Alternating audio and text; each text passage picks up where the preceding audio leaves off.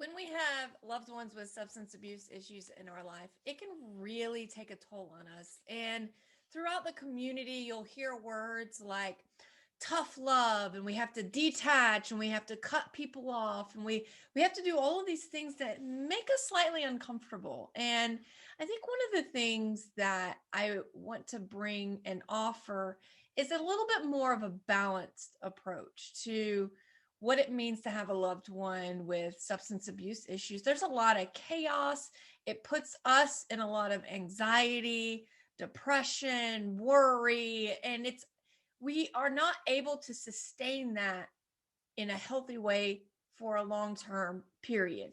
And so, what I want to offer is just a little bit more of thinking about it in terms of creating a balanced approach to the situation, which means that it will require a little balance on your part in terms of taking care of yourself. So, if you find yourself in a lot of chaos, it's like, well, we need to also find a place of balance in your life as well. And you're like, well, how do I do that?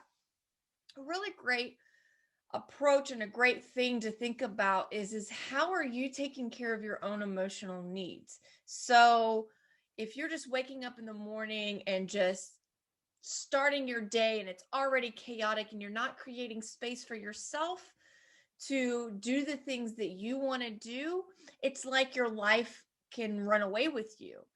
And it's important to think about the things that bring you joy, that make you happy. And so, as much as your life is in chaos, you should also be willing to bring in a lot of joy and peace on the other end so that at least to a certain extent it balances out.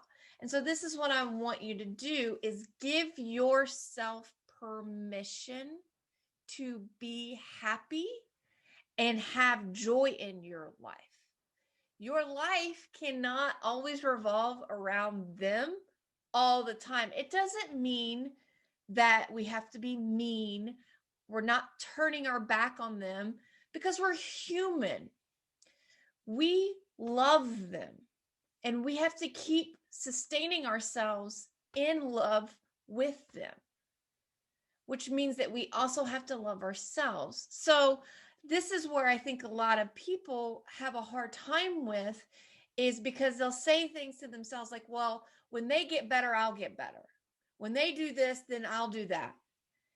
And it can't be like that because that's not sustainable.